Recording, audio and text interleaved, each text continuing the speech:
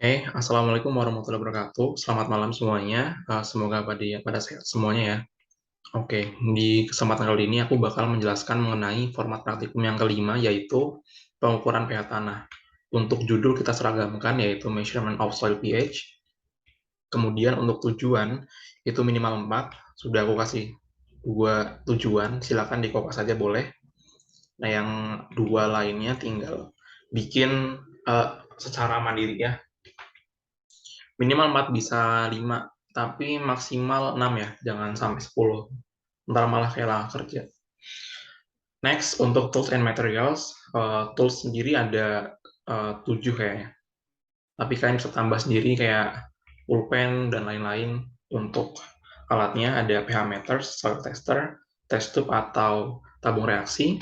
Yang keempat ada 0.2 mm soil sieve atau saringan tanah 0,2 mm, ada porcelain cup and pounder, pH indicator, and small soil. Atau sekop yang kecil. Untuk materials itu ada yang soil sample, untuk yang di lab ada litmus paper sama KCl solution atau cairan KCl. Untuk alat dan bahan silahkan tambahkan sesuai kebutuhan dan memang yang kalian pakai. Ya, seperti kertas folio dan lain-lain dicantumkan saja. Next, ke basic theory.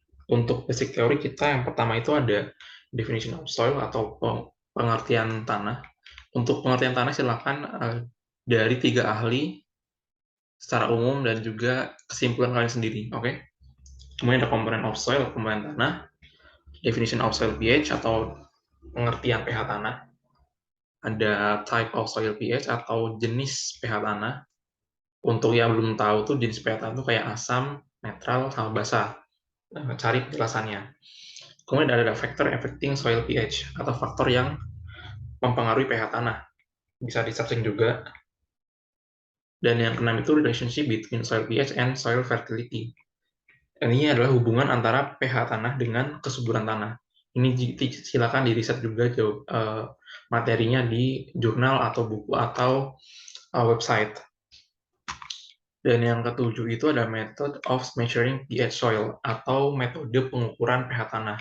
Untuk metode ini silakan cari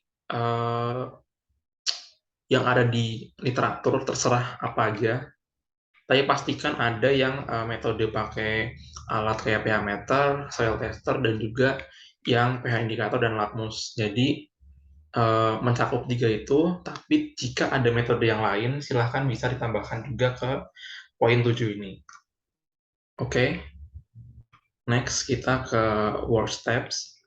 Minimal 10 ya. Ini paling awal pasti mahasiswa dan asisten praktikum menyiapkan alat dan bahan. Ingat, selalu awali work steps dengan mahasiswa, student. Oke. Minimal 10. Maksimal terserah.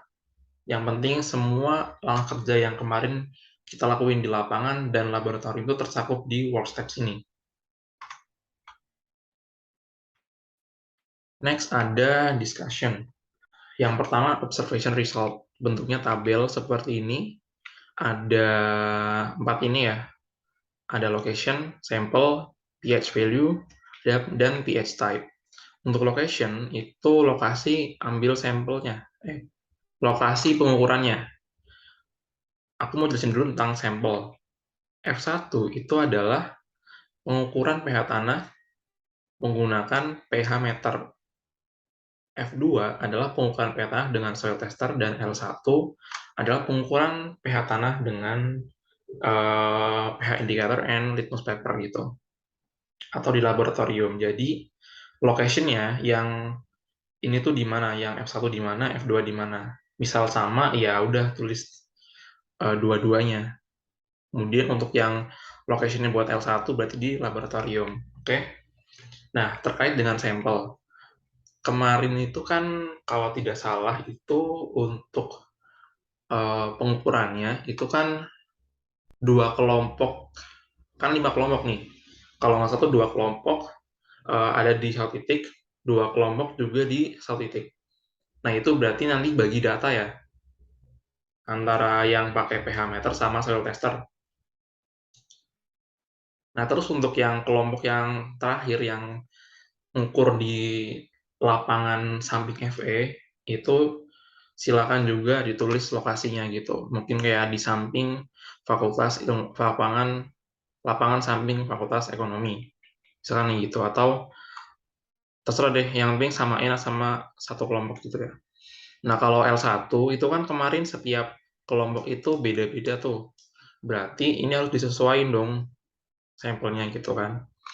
Oke, buat sampel ini nggak usah ada keterangan B3, T2 itu nggak usah sih, nggak masalah. Nah, kemudian untuk pH value. Untuk pH value ini diisi dengan besarnya pH gitu, sesuai hasil pengukuran, baik dengan cell tester, pH meter, maupun dengan pH indikator gitu. Nah, masukkan value-nya di sini, kemudian tentukan yaitu jenis pH-nya apa, asam, basa, atau netral. Oke. Kemudian untuk analisis, minimal 2 halaman ya. Nah, untuk analisis itu ada berapa nih? 5 poin ya. Oke, poin yang pertama itu adalah mendeskripsikan hasil pengukuran setiap sampel tanah yang telah diuji pH-nya. Oke, jadi setiap sampel itu dideskripsikan gitu. Sampelnya maksudnya ini ya, yang kayak pakai pH meter gimana, yang selesai gimana, dan yang di laboratorium gimana, itu dijelasin di poin 1. Yang kedua itu ada analisis kelebihan dan kekurangan untuk setiap metode, baik yang pakai pH meter, soil tester, dan pH indikator. Kelebihan tuh masing-masing itu tuh apa gitu. Misalkan pakai pH meter itu hasilnya lebih akurat karena dia apa, kekurangannya misalkan karena dia itu pakai apa dan kenapa gitu. Misalkan kayak soil tester, dia itu kan manual, mungkin lebih gampang dibawa kemana-mana dan tidak membutuhkan yang namanya baterai. Itu misalkan kelebihannya gitu, tapi silakan di riset gitu ya. Yang ketiga itu ada mengaitkan hasil pengukuran dengan faktor yang mempengaruhi pH tanah. Tadi kan di Dasteo ada faktor yang mempengaruhi pH tanah dan dikaitkan sama hasil pengukuran pH tanah di lapangan tadi dan laboratorium. Yang keempat itu ada tujuan mengetahui pH tanah gitu. Tujuan ini silakan bisa secara general gitu atau secara spesifik gitu. Misalkan untuk pertanian atau agriculture dan lain sebagainya. Kemudian terakhir itu ada poin di mana kalian tuh menentukan aktivitas budidaya yang cocok berdasarkan hasil pengukuran pH tanah pada setiap sampel. Katakanlah pH tanah yang menggunakan pH meter besarnya itu 5,5. Nah, pH 5,5 itu cocok untuk budidaya apa? Misalkan untuk pertanian jagung, untuk pertanian apa gitu. Tinggal di riset pH tersebut atau nilai pH tersebut cocok untuk aktivitas budidaya apa gitu. Di riset ya, untuk setiap nilai di sini. Ini misalkan katakan 5,5. Ini cocok untuk apa? Ini katakanlah 6,8. Cocok untuk apa? Ini katakanlah 5 pas. Nah, cocok untuk apa? Itu tinggal di riset gitu. Dan ini boleh selengkap mungkin gitu, kayak boleh bervariasi kayak misalnya untuk pertanian jagung, untuk apa, tapi sesuai dengan riset gitu, pakai jurnal. Biasanya tuh untuk poin ini, aku yakin ada di jurnal-jurnal gitu. Jadi silakan baca jurnal sebanyak mungkin, sesuai dengan hasil pengukuran kalian. Oke.